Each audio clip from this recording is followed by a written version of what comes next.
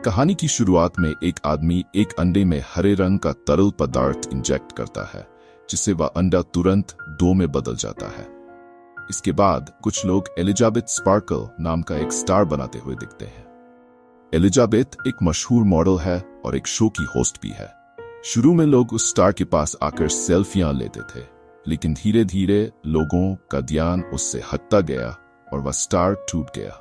इसे ठीक करने के लिए किसी ने परवाह नहीं की, जिससे साफ था कि अब लोगों की एलिजाबेथ में रुचि खत्म हो गई थी।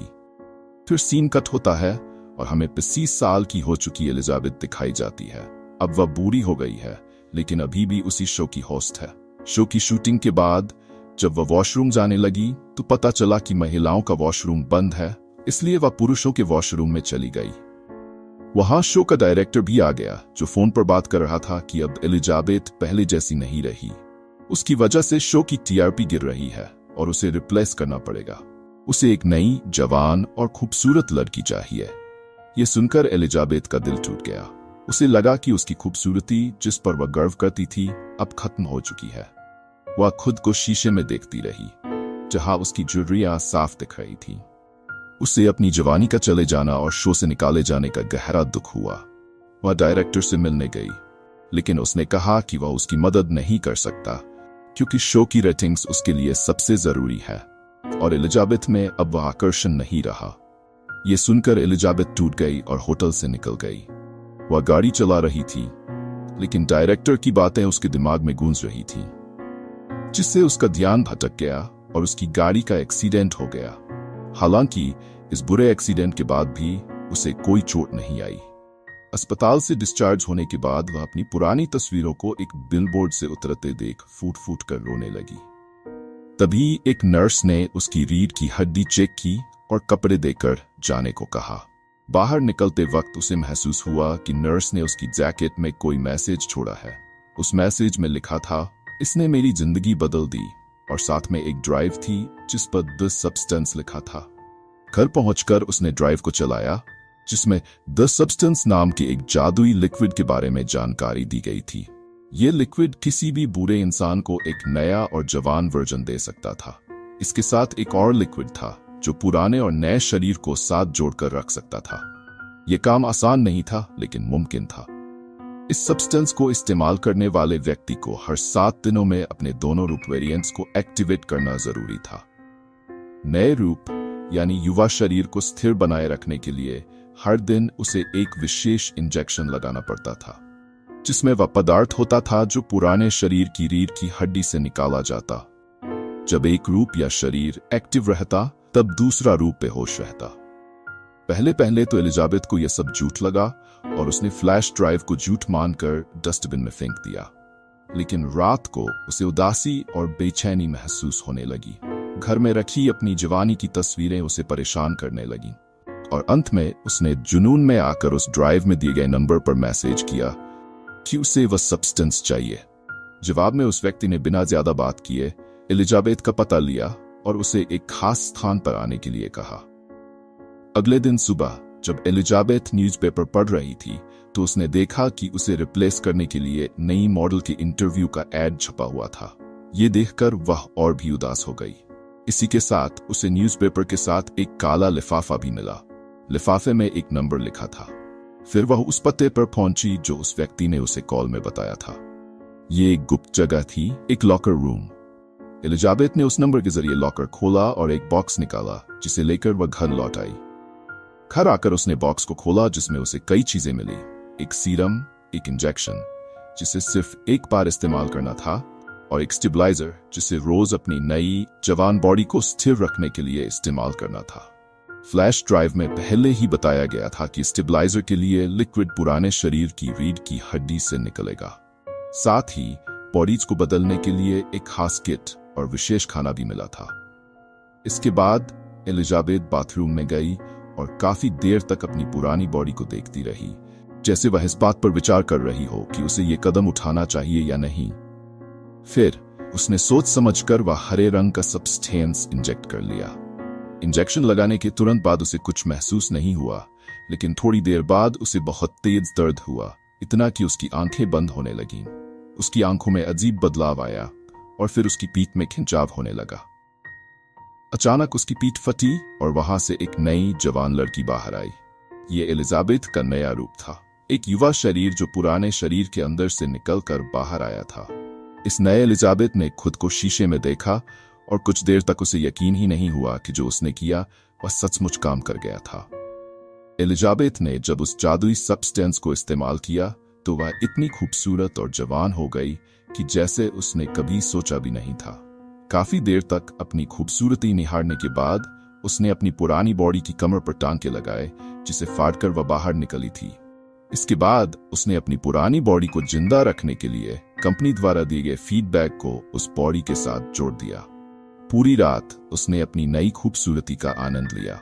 अगली सुबह जब वह उठी तो उसकी नाक से खून बह रहा था।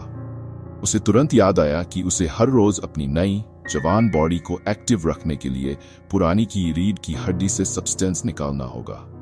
जल्दी से उसने पुराने शरीर की हड्डी से वह सब्सटेंस निकाला और उसे इंजेक्ट किया, जिसके बाद वह पूरी तरह से सामान्य महसूस करने लगी। उसकी नई खूबसूरती इतनी आकर्षक थी कि उसने तुरंत शो के ऑडिशन में जाने का फैसला किया, जहां से उसे पहले निकाल दिया गया था। शो में उसकी सुंदरता देखकर सभी लोग हैरान रह गए और डायरेक्टर ने भी उसे तुरंत सिलेक्ट कर लिया। एलिजाबेथ ने इस नए रूप में अपना नाम बदलकर सो रख लिया। काम के सिलेक्शन के बाद उसने ये बहाना बनाया कि उसे हर हफ्ते अपनी बीमार मां के पास जाना पड़ेगा और डायरेक्टर ने यह शर्त भी स्वीकार कर ली। सो ने इस नए शो में अपने आकर्षण से जल्दी ही काफी फॉलोअर्स बना लिए। उसके विज्ञापन और बिलबोर्ड पूरे शहर में लगने लगे, जिससे उसकी लोकप्रियता बढ़ती गई। इस नई बॉडी में पूरे 6 दिन गुजर गए और 7वां दिन यानी बॉडी शिफ्ट करने का समय आ गया था। अब पूरे 1 हफ्ते के लिए एलिजाबेथ की पुरानी बॉडी एक्टिव होगी, इसलिए उसने बॉडी बदलकर अपनी नई बॉडी के साथ फीडबैक अटैच कर दिया। अगले दिन जब वह ऑफिस में गई तो डायरेक्टर ने उसे एक गिफ्ट देते हुए कई बातें कहकर शो से निकाल दिया। इस घटना से वह घर लौटकर उदास हो गई, लेकिन अगले दिन न्यूज़पेपर के साथ उसे उसी कंपनी का एक लिफाफा मिला, जिसमें लिखा था कि उसकी नई रिफिल किट तैयार है। एलिजाबेथ ने कोट पहनकर वह किट ले आई। 7 दिन पूरे हो गए थे और एलिजाबेथ ने फिर से अपनी नई बॉडी को एक्टिव कर लिया। इस नई बॉडी के साथ वह जीवन का आनंद ले रही थी, लेकिन वह इस बात को लेकर चिंतित भी थी कि कहीं उसकी असलियत न खुल जाए। इसलिए उसने अपने घर की एक दीवार तोड़कर वहां अपनी पुरानी बॉडी को छिपा दिया। एलिजाबेथ ने जब अपने घर में खुफिया कमरे का काम पूरा किया तो इतने शोर से पड़ोसी भी परेशान हो गए। एक पड़ोसी ने दरवाजे पर आकर कंप्लेन करनी चाहिए, लेकिन सू की खूबसूरती देखकर उसकी बात जुबान पर ही रह गई। उल्टा उसने मदद की पेशकश की, पर सू को किसी की मदद नहीं चाहिए थी। इसलिए उसने बड़े नखरीले अंदाज में उसके मुंह पर ही दरवाजा बंद कर लिया और अंदर आकर काम खत्म किया। उसने एलिजाबेथ की पुरानी बॉडी और जवानी की तस्वीरें उस खुफिया कमरे में छुपा दी। सू अपनी नई बॉडी में इस कदर मस्त थी कि वह शिफ्टिंग का दिन भूल गई। उसकी पुरानी बॉडी का खाना भी खत्म होने लगा था और उसे उसी दिन बॉडी शिफ्ट करनी थी। इसी दौरान सू ने अपने दोस्त को घर बुला लिया। जब वह अपने काम में व्यस्त थी, अचानक उसकी नाक से खून बहने लगा और अजीब सी सनसनाहट होने लगी। उसे महसूस हुआ कि अब बॉडी शिफ्ट करने का समय है, लेकिन लालच में आकर उसने नई बॉडी में ही ज्यादा वक्त बिताने का फैसला किया। उसने पुरानी बॉडी से सब्सटेंस निकालकर खुद में इंजेक्ट कर लिया, जिससे वह तो ठीक हो गई, लेकिन इस लापरवाही का असर आगे दिखाई देगा। 7 और दिन इसी तरह गुजर गए। जब वह वापस पुरानी बॉडी में आई तो उसने देखा कि उसकी एक उंगली गल चुकी थी। कंपनी को कॉल करके उसने इस समस्या का हल जानना चाहा, पर कंपनी ने साफ कहा कि जो हो चुका है वह ठीक नहीं किया जा सकता। कंपनी ने उसे चेतावनी दी कि वह दोनों बॉडी नहीं बल्कि एक ही है, क्योंकि उसकी नई बॉडी भी उसी पुरानी बॉडी से निकली है। इसलिए उसे दोनों को संभाल कर रखना होगा। इस चेतावनी से घबराई एलिजाबेथ अपनी नई रिफिल किट लेने पहुंची। रिफिल्स लेकर वह एक रेस्टोरेंट में गई, जहां उसे एक बूढ़ा आदमी दिखा जो उससे अजीब बातें कर रहा था। उसने नोट किया कि उस बूढ़े के हाथ पर वही निशान था जो हॉस्पिटल में एक नर्स के हाथ पर था। उसे समझ आया कि वह नर्स का पुराना वेरिएंट था। बूढ़े आदमी ने उससे पूछा, क्या तुम्हारी नई बॉडी ने तुम्हें खाना शुरू कर दिया है? इस सवाल से घबराकर वह वहां से भाग निकली। घर लौटने के बाद भी वह अपनी पुरानी बॉडी में खुश रहना चाहती थी। उसने अपने एक दोस्त को मिलने बुलाया और पूरी तरह से तैयार हुई। उसने प्यारे कपड़े पहने और बिल्कुल सू जैसा मेकअप किया ताकि वह नई बॉडी जैसी ही दिखे। हालांकि अंदर ही अंदर वह इस दोहरी जिंदगी खतरों को भी महसूस करने लगी थी। तैयार होकर एलिजाबेथ बाहर जाने ही वाली थी कि उसे बाहर लगे सू के बड़े बड़े पोस्टर्स नजर आए। ये देखकर उसका आत्मविश्वास डगमगा गया और उसने अपना मेकअप, अब वह गहरी निराशा में डूब गई। परेशान होकर उसने बहुत सारा खाना खा लिया और सो गई। अगली सुबह हमें दिखाया जाता है कि उसने अपनी बॉडी फिर से बदल ली थी और अब उसे अपने शो के लिए जाना था। शूटिंग के दौरान डांस करते वक्त अचानक उसकी कमर पर एक अजीब सा उभार आ गया। इसे देखकर वो चौंक गई और तुरंत वॉशरूम में चली गई। वहां उसने उस उभार को हाथ लगाया और पेट के पास से निकालने की कोशिश की तो पता चला कि ये एक चिकन का टुकड़ा था जो उसने रात में खाया था। ये देखकर वह बहुत डर गई और तभी उसकी आंख खुल गई। ये सब एक सपना था। सुबह उठकर उसने सच में अपनी बॉडी बदली और शो के लिए निकल गई। लेकिन वहां पहुंचकर उसने देखा कि लोग शूटिंग का सामान पैक कर रहे थे। उसे बताया गया कि अब ये शो बंद हो रहा है। घबराकर वह डायरेक्टर के पास गई तो उसने उसे खुशखबरी दी कि अब वह न्यू ईयर ईव का होस्ट करेगी। ये सुनकर वह खुश हो गई और तुरंत हाँ कर दी। भले ही न्यू ईयर ईव का दिन उसकी बॉडी बदलने का था। अब सू ने इस बात की परवाह किए बिना अपनी नई बॉडी में और दिन बिताने का फैसला किया। वह अपनी पुरानी बॉडी से सीरम निकालकर अपनी नई बॉडी में इंजेक्ट करती रही ताकि वह एक्टिव रहे। लेकिन इसका असर उसकी पुरानी बॉडी पर बुरा पड़ रहा था। काफी दिनों बाद जब उसने स्विच किया तो उसने देखा कि उसकी पुरानी बॉडी बहुत बूढ़ी और कमजोर हो चुकी थी। ये देखकर उसे गुस्सा आ गया और सू से नफरत होने लगी। गुस्से में उसने घर की दीवारों पर लगी सू की सारी फोटो हटा दी और शीशे को भी ढक दिया ताकि बाहर लगे पोस्टर्स उसे नजर न आए। परेशान होकर उसने कंपनी में फोन किया और पूछा कि क्या उसकी पुरानी बॉडी वापस मिल सकती है। कंपनी ने कहा कि अब कुछ नहीं हो सकता, जो हो गया सो हो गया। अगर वह चाहे तो अपनी पुरानी बॉडी में रह सकती है, पर वह इसके लिए तैयार नहीं थी। इसके बाद उसे शो की कॉल आई और उसने फिर से बॉडी बदल ली। इस बार उसने अपनी पुरानी बॉडी से 3 महीने का सारा सीरम निकालकर नई बॉडी में इंजेक्ट कर लिया ताकि वह लंबे समय तक उसमें रह सके। 3 महीने तक उसने नए शरीर में रहते हुए खूब मस्ती की। लेकिन न्यू ईयर ईव से एक रात पहले उसका सीरम खत्म हो गया। उस रात भी उसने एक लड़की को अपने घर बुलाया था और तभी उसे महसूस हुआ कि उसकी नई बॉडी के अंदरूनी हिस्से फटने लगे हैं। तो उसे अचानक एलिजाबेथ की पुरानी बॉडी से सीरम निकालने की जरूरत महसूस हुई।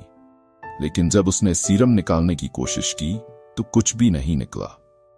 ये देखकर वह घबरा गई और तुरंत कंपनी को कॉल की। उसने पूछा कि आखिर सीरम क्यों नहीं निकल रहा। कंपनी ने बताया कि उसने अपनी पुरानी बॉडी का सारा सीरम इस्तेमाल कर लिया है और अब नए सीरम बनने तक इंतजार करना पड़ेगा।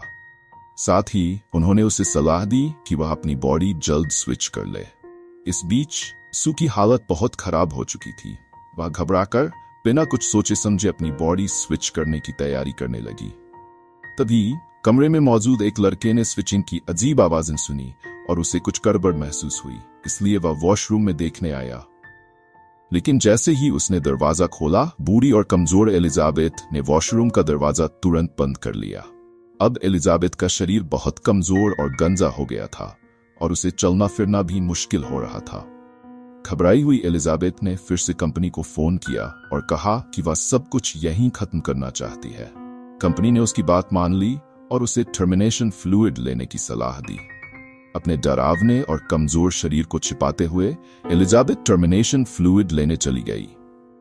लेकिन फ्लूइड को इंजेक्ट करने से पहले उसे कंपनी के मैनेजर की बात याद आई कि एक बार टर्मिनेशन फ्लूइड इंजेक्ट कर दिया गया तो वह जिस बॉडी में होगी हमेशा उसी में फंसी रह जाएगी। ये सोचकर उसने फ्लूइड नहीं लगाया। फिर उसने शीशे में अपनी बॉडी को गुस्सा आने लगा क्योंकि वह मानती थी कि इन सब का कारण सू थी। गुस्से में उसने शो के लिए सीरम इंजेक्ट कर लिया, लेकिन आधा सीरम ही लगाया क्योंकि उसे याद आया कि उसे अवार्ड भी लेना है और लोगों से तारीफें सुननी है। इस लालच में उसने सू के शरीर में बाकी का सीरम नहीं डाला। इसके बाद उसने सू को उठाने की कोशिश की, लेकिन वह नहीं जागी। घबराकर उसने सू को एक्टिवेट करने के लिए रीढ़ की हड्डी से सीरम निकालकर सू के शरीर में इंजेक्ट कर दिया। अब एलिजाबेथ और सू दोनों ही सक्रिय हो गए थे। जैसे ही सू ने देखा कि एलिजाबेथ उसे टर्मिनेट करने की कोशिश कर रही थी, उसे गुस्सा आ गया। गुस्से में सू ने एलिजाबेथ को इतनी बुरी तरह मारा कि आखिरकार उसका सिर फट गया और वह मर गई।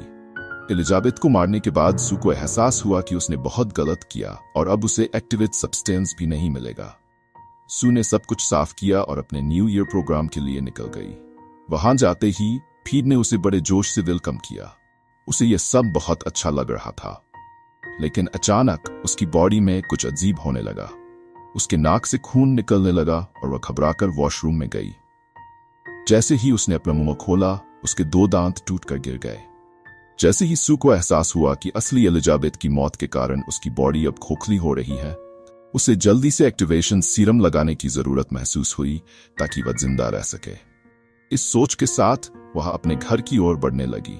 लिफ्ट में पहुंचते ही उसका एक नाखून और कान गिर गया। इससे वह बुरी तरह घबरा गई, लेकिन तभी लिफ्ट में एक और व्यक्ति आ गया। सू ने खुद को सामान्य दिखाने की कोशिश की और अपना डर छुपा लिया। जैसे ही वह घर पहुंची, उसने फौरन एक्टिवेशन सीरम लगाया, लेकिन कोई असर नहीं हुआ। तभी उसे याद आया कि उसके पास एक अंतिम सब्सटेंस रखा है, जिसे केवल एक बार ही उपयोग करना था। बिना कुछ सोचे समझे उसने उसे अपने अंदर इंजेक्ट कर लिया। इंजेक्शन लगते ही उसे भयंकर दर्द महसूस हुआ और उसकी बॉडी कमर से फटने लगी। उसकी बॉडी से सू और एलिजाबेथ का अजीबोगरीब हाइब्रिड आकार का डरावना प्राणी बाहर निकल आया, जो देखने में एक भयानक दैत्य जैसा था। सू अब एक हाइब्रिड बन चुकी थी। उसकी दिमागी हालत इतनी खराब हो चुकी थी कि उसे यह एहसास ही नहीं था कि अब वह क्या है और क्या वह लोगों के सामने जा भी सकती है या नहीं। उसने अपने भयानक चेहरे को छुपाने के लिए अपनी ही पुरानी तस्वीर से ढका और शो में पहुंच गई। जैसे ही वह स्टेज पर माइक के पास आई, उसकी तस्वीर गिर गई और सभी ने उसका खौफनाक हाइब्रिड चेहरा देख लिया। उसकी शक्ल बेहद डरावनी थी और लोग उसे देखकर डर गए। उसे मॉन्स्टर कहकर उससे दूर भागने लगे। तभी एक आदमी ने घबराकर बेसबॉल बैट से उसके चेहरे पर हमला कर दिया। उसकी बॉडी कटकर अलग अलग हिस्सों में बन गई और खून पूरे स्टूडियो में फैल गया। दर्शकों ने डर के मारे वहां से भागना शुरू कर दिया। अब सू की अजीबोगरीब बॉडी कई टुकड़ों में बन चुकी थी, जो किसी कीड़े की तरह रेंगते हुए स्टूडियो से बाहर निकल रही थी। नीचे स्टेज पर एक एलिजाबेथ स्टार बना हुआ था और उस पर अब